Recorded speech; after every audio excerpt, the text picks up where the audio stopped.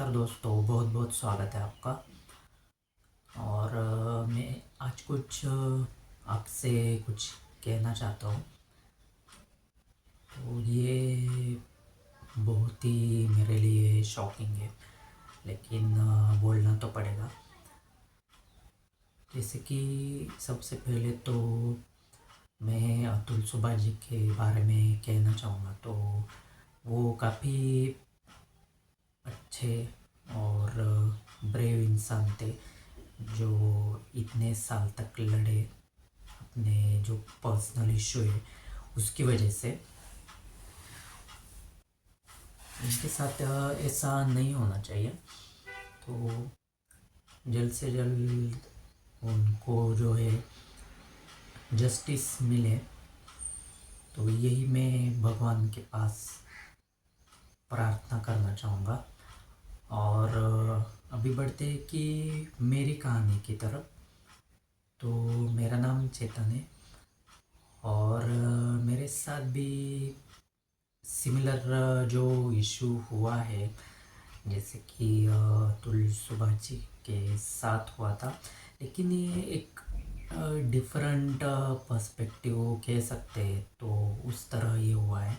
क्योंकि यहाँ पे कोई केस वगैरह तो नहीं बना है, लेकिन एक अलग टेक्निक हम कह सकते हैं। तो वो अलग टेक्निक जो मेरी वाइफ है तो उसने यूज़ की है, तो उसी के बारे में मैं बताना चाहूँगा। तो मैं कॉल सेंटर में काम करता था 2019 से। और मेरा काम बहुत ही अच्छा चल रहा था। एक वहाँ पे एक फोकस था, बहुत ही अच्छे फोकस के साथ मैं काम करता था। ना मैं कभी छुट्टियाँ लेता था। और पुणे में यहाँ पे मैं अकेला रहता था। मेरी फैमिली होम टाउन में रहती थी, अभी भी रहती है। तो मेरा काम बहुत ही अच्छे से चल रहा था, बहुत ही फोकस से चल रहा था। मुझे मतलब काम के सिवा कुछ और बातों में कुछ भी इंटरेस्ट नहीं रहता था। और वहाँ पे जब संडे को वगैरह टीएल वगैरह नहीं रहते थे, तो सब काम मुझ पर ही सौंप दिया जाता। तो इतना वहाँ पे लोग मुझे मेरे काम से बहुत पसंद करते थे। लेकिन हुआ ये, उसके बाद लॉकडाउन लगा। लॉकडाउन में भी मैंने वर्क फ्रॉम होम किया, वापस से ऑफिस स्टार्ट हो गया। लेकिन 2021 में क्या हुआ कि मेरे जो पेरेंट्स हैं, तो मेरे पेरेंट्स बोलने लगे कि शादी कर लो, शादी कर लो। तो मेरे शादी के पीछे पड़ गए मेरे पेरेंट्स। और तो मैं काफ़ी जो बॉलीवुड मूवीज़ वगैरह देखता था, उससे मेरे दिमाग में काफ़ी एक असर पड़ा था तो कि फैमिली ही सब कुछ है।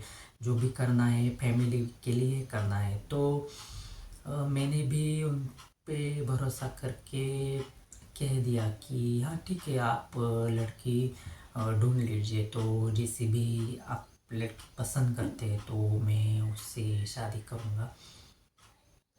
और उन्होंने एक लड़की पसंद की। तो फैमिली ने पसंद की, इसके लिए मैं सिर्फ एक बार उसको देखने चला गया और मैंने भी हाँ कह दी। उसके बाद उसके जो घर वाले और मेरे घर वाले, तो उन्होंने शादी की इतनी जल्दबाजी की। एंगेजमेंट शादी बहुत ही जल्दी जल्दी हो गई। तो और मेरे फैमिली वालों ने उसको कॉल पे बात करने, जैसे पहले फ़ोन पे बातें वगैरह होती है, तो वो करने से भी मना किया। क्योंकि उनको पता था कि अगर मैं ऐसा करता हूँ तो शायद हम में झगड़ा हो सके और मेरी शादी टूट टूट सकती है। क्योंकि आजकल लड़कियां भी जल्दी मिलती नहीं है, तो ऐसा उनका थॉट होगा। तो उसके बाद मेरी शादी हो गई और मैं फिर से वापस काम के लिए वापस शहर आ गया। तब मेरे पेरेंट्स भी मेरे साथ थे कुछ दिन, जैसे एक हफ्ते तक थे। और जैसे ही वो चले गए तो मेरी जो वाइफ है ना, तो वो हमेशा रोती ही रहती थी, रोने लगी। एक दिन, एक दो दिन मैंने देखा उसको, मुझे लगा कि शायद वो अपने मायके से इतने दूर आई है, उसकी वजह से रो रही थी। लेकिन बाद में वो कहने लगी कि मुझे वही लड़का अच्छा लगा था। वही लड़का, तो मुझे थोड़ा शौक हो गया। और मैंने पूछा कि कौन सा लड़का, तो उसने बोला कि उसकी एक जो एमएससीबी महाराष्ट्र का जो इलेक्ट्रिक बोर्ड है, तो वहाँ पे एक लड़का जो है, तो वो जॉब करता था और गवर्नमेंट जॉब था उसका। और किसी वजह से उनकी एंगेजमेंट तो हो गई थी, लेकिन शादी उनकी टूट गई थी। तो ऐसा वो बोली। और मुझे इसके बारे में कुछ भी पता नहीं था, और मेरे घर वालों ने मुझे ये बात बताई नहीं थी, क्योंकि उनको वही डर था कि शादी नहीं होगी तो लोग क्या कहेंगे, वापस लड़की नहीं मिलेंगी। तो कैसा होता है ना कि घर वालों को खुद के जो बच्चे हैं, उनसे ज़्यादा लोग क्या कहेंगे, तो उनकी फिक्र रहती है। तो उनकी फिक्र की वजह से इस लड़के का पास्ट ऐसा होने के बावजूद भी उन्होंने मेरी शादी जो है तो उससे कर दी। और उस जब हमारी शादी मतलब होने वाली थी, तब मेरी वाइफ ने बोला था कि मुझे आगे पढ़ना है। वो सिर्फ 12th पास थी, 12th साइंस हुआ था। तो वो बोली कि मुझे आगे पढ़ना है, लेकिन जैसे ही शादी हो गई ना, तो वो बच्चा करने के पीछे पड़ी। तो मैंने उसको बोला कि अभी हमारी शादी हुई है, और हम ये बाद में भी कर सकते हैं। अभी तुम पढ़ लो, जो भी तुम्हारे मन में जो भी है वो सब कुछ कर लो। लेकिन वो नहीं मानी, और वो पीछे ही पड़ी। और जब मैं मना करता था तो वो झगड़ा करने लगती थी, बात बात पे गुस्सा करने लगती थी, सैड होने लगती थी। तो ऐसा कुछ चलने लगा। तो फिर मैंने भी उसको हाँ कह दिया। तो और एक बात मुझे अजीब लगी कि शादी के कुछ दिन तो वो मेरे साथ उसका मतलब फिज़िकल रिलेशन था, लेकिन एक दो हफ्ते के बाद में वो मुझे अवॉइड करने लगी। और फिर जिससे उसने 1 महीने के बाद में, जस्ट शादी के 1 महीने के बाद में ही उसने ये डिमांड रखी कि उसको बेबी चाहिए। तो तब उसने वापस से मुझे मतलब फिज़िकल हुई। और उसके बाद जैसे ही वो प्रेग्नेंट हो गई, तो तब तक वो बहुत ही मीठा बोलती थी, बहुत ही अच्छा बोलती थी। लेकिन जैसे ही वो प्रेग्नेंट हो गई तो उसका बिहेवियर अलग डायरेक्टली चेंज हो गया। वो वापस से वैसे ही बोलने लगती थी, एकदम गुस्से, छोटी छोटी बातों पर झगड़ा झगड़ा करना। तो ये सब चलने लगा।